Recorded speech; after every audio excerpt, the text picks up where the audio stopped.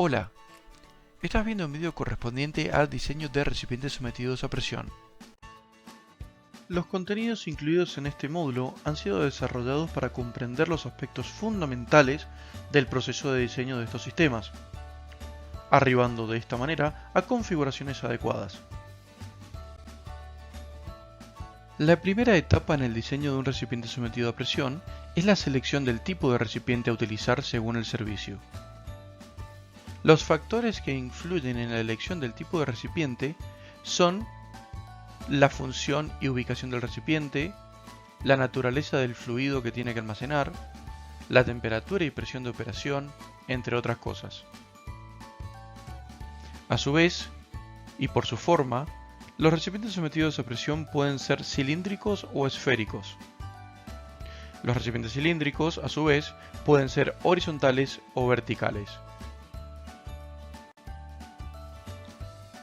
Las partes principales de un recipiente vertical son las siguientes: conexión superior, brida de conexión, placa de características, faldón, placa base, acceso al faldón, conexión inferior, envolvente, orejeta de izado, cabezal superior. Asimismo, las partes principales de un recipiente horizontal son las siguientes: refuerzo de conexión, cabezal, soporte, placa de características, boca de hombre, cabezal, envolvente. Para definir la geometría de un recipiente sometido a presión, se utiliza el diámetro interno del equipo y la distancia entre líneas de tangencia. Se utiliza el diámetro interno del equipo ya que desde el punto de vista del proceso es la referencia válida. La línea de soldadura es el punto en el cual la envolvente y el cabezal se sueldan. La línea de tangencia es el punto en el cual comienza la curvatura del cabezal.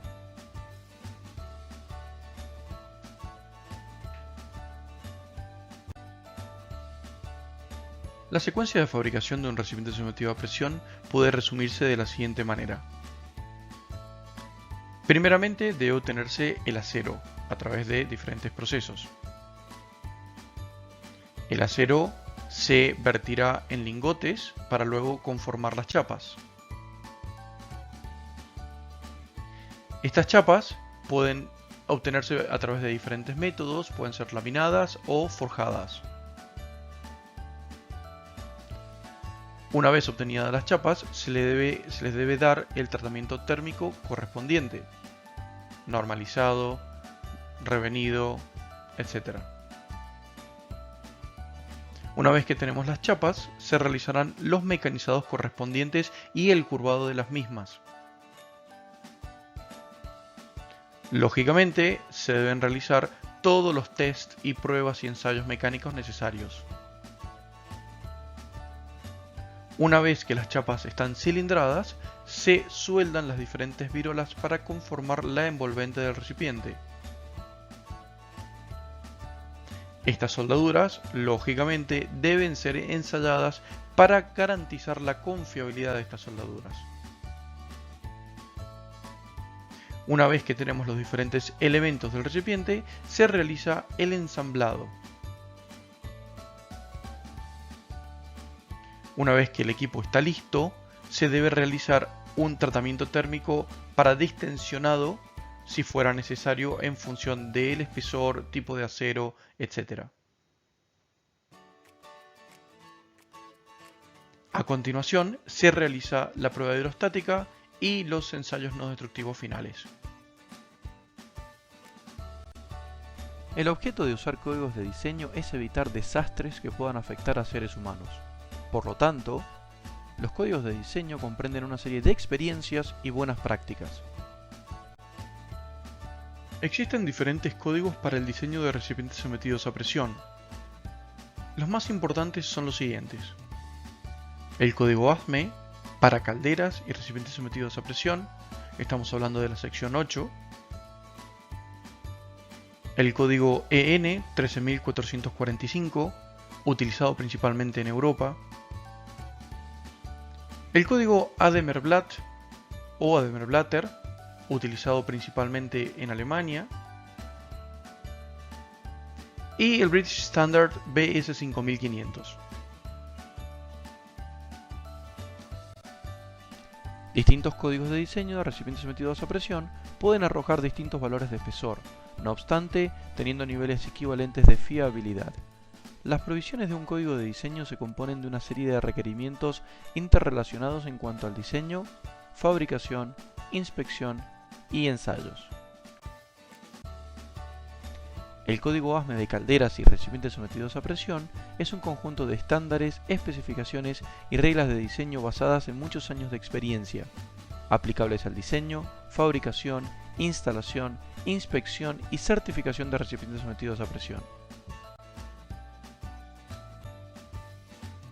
En 1915, la Sociedad Americana de Ingenieros Mecánicos editó el primer código de calderas, que es la actual sección 1. Los códigos fueron establecidos para proporcionar métodos de fabricación, registros y reportar datos de diseño.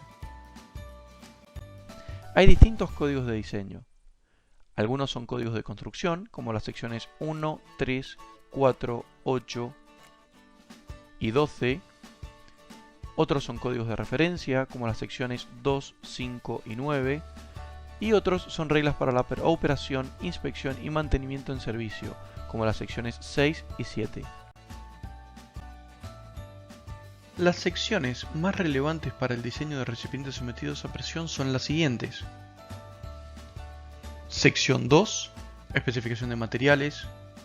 Sección 5, ensayos no destructivos. Sección 8, recipientes a presión. Sección 9, soldadura. A su vez, el código se edita cada 2 años, en el mes de julio. No es obligatorio hasta enero del año siguiente.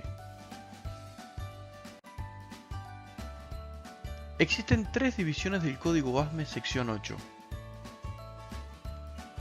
La división 1, donde los diseños se basan en reglas que no requieren una evaluación detallada de todos los esfuerzos. Los resultados son conservadores. La división 2. Esta división realiza un análisis más detallado, permite considerar esfuerzos admisibles mayores y de esta forma obtener resultados mucho más reales y seguros. Por último, la división 3 se utiliza para el diseño de equipos de muy alta presión, alrededor de 10.000 psi, estos son 705 bares aproximadamente. Esta división del código se utiliza muy poco en comparación de las otras dos. Ahora bien, ¿cuándo utilizar la división 1 y cuándo utilizar la división 2 de la sección 8 del código? Se puede decir que la división 1 establece criterios conservadores y generales, mientras que la división 2 provee un mejor diseño con esfuerzos cercanos a los reales, que combinados con ensayos no destructivos más rigurosos, resultan en diseños más eficientes. En la pantalla se muestra una gráfica presión de diseño diámetro donde se establece una guía general para la selección de la división 1 y la división 2.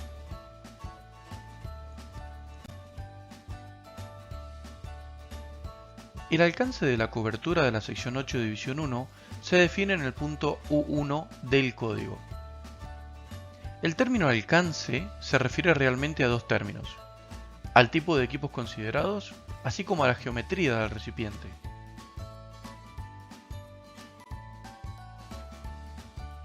Para minimizar la confusión respecto a qué tipo de recipientes están incluidos en la sección 8 de división 1, el comité eligió listar los equipos no cubiertos en el desarrollo de las reglas, en lugar de hacer una lista de todos los equipos que sí están considerados.